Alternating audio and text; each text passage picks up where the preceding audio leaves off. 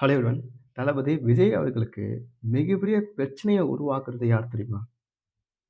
எதிர்க்கட்சின்னு நினைக்கிறீங்களா? ஆளும் கட்சின்னு நினைக்கிறீங்களா? இல்ல. நம்ம தான்.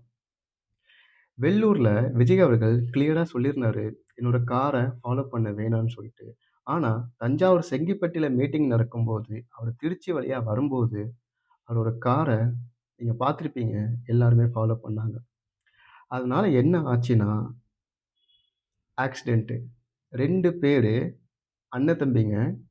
அவங்க அப்பா நெனச்சிட்டு இருக்காரு, பசங்க காலேஜ் போயிருக்காங்கன்னு சொல்லிட்டு. ஆனா பசங்க விஜய் அவர்கள பார்க்க வந்திருக்காங்க.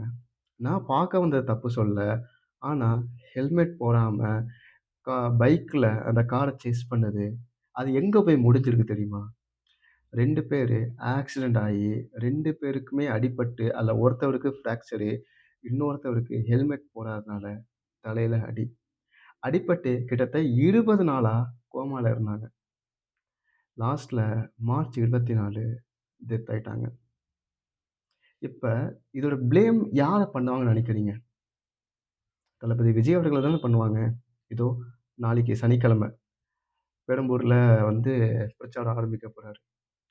எனக்கே பயமா தான் இருக்குது. எத்தன பேர் என்னென்ன போய் பண்ண போறாங்கன்னு சொல்லிட்டு.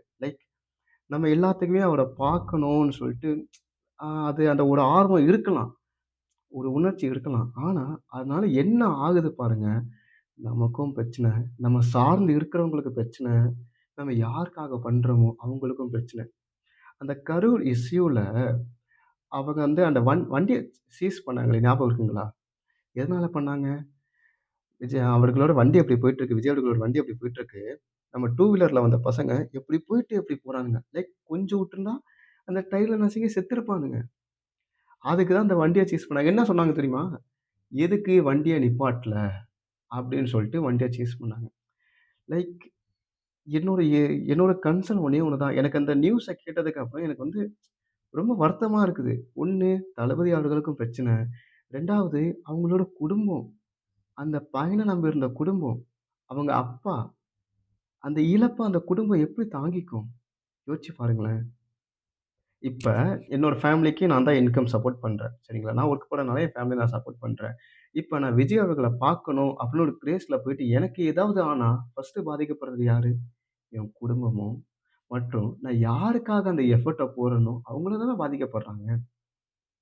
ஸோ மக்களே, தயவு செஞ்சு நான் கெஞ்சி கேட்கிறேன். புரிஞ்சுக்கோங்க. விஜய் அவர்கள் சிஎம் ஆக வேண்டியது என்னோட கனவு, உங்களோட கனவும் தான். அதனால நம்ம இப்படி பண்ற சின்ன சின்ன மிஸ்டேக் தான் அவர வெளில வர முடியாம தடுத்துட்டு இருக்கு. ஸோ நான் ஏதாவது தவறா பேசியிருப்பேனான்னு தெரியல. தயவு செஞ்சு இத புரிஞ்சுக்கோங்க. புரிஞ்சுகிட்டு ப்ளீஸ் நான் கையெடுத்து கும்பிடுறேன். தயவு செஞ்சு அவர் வண்டிய ஃபாலோ பண்ணாதீங்க. நம்மள எதனால அணிலுங்கிறாங்க தெரியுங்களா? நம்மள எதனால தற்குறிங்க சொல்றாங்க தெரியுமா? கோயம்புத்தூர்ல அந்த சரவணம்பட்டி அந்த ரோட்ல போயிட்டுருக்கும்போது, மரத்துலருந்து குதிக்கிறாங்க. எனக்கு புரியல. நம்ம எல்லாத்துக்கும் அவர பார்க்கணும்னு விருப்பம் இருக்கு தான். ஆனா, அதுக்குன்னு இந்த அளவுக்கு நம்ம எக்ஸ்ட்ரீமா போகக்கூடாது. போகுறனால நமக்கும் பிரச்சனை. நம்ம சார்ந்து இருக்கிறவங்களுக்கும் பிரச்சனை. நம்ம யாருக்காக போறோமோ, அவங்களுக்கும் பிரச்சனை. ஸோ தயவு செஞ்சு நீங்க புரிஞ்சுப்பீங்கன்னு நம்புறேன். அடுத்தடுத்து இப்ப 25 டேஸ் ஃபுல் அண்ட் ஃபுல் பிரச்சாரம் தான். அந்த 25 நாளு தயவு செஞ்சு யாரும் ஃபாலோ பண்ணாதீங்க. அவர் சொல்ற கருத்த உள்வாங்கிக்கோங்க. அவர் சொல்ற கருத்த வந்து மக்கள்ட்ட பகிருங்க. புரிஞ்சுப்பீங்கன்னு நம்புறேன். நன்றி.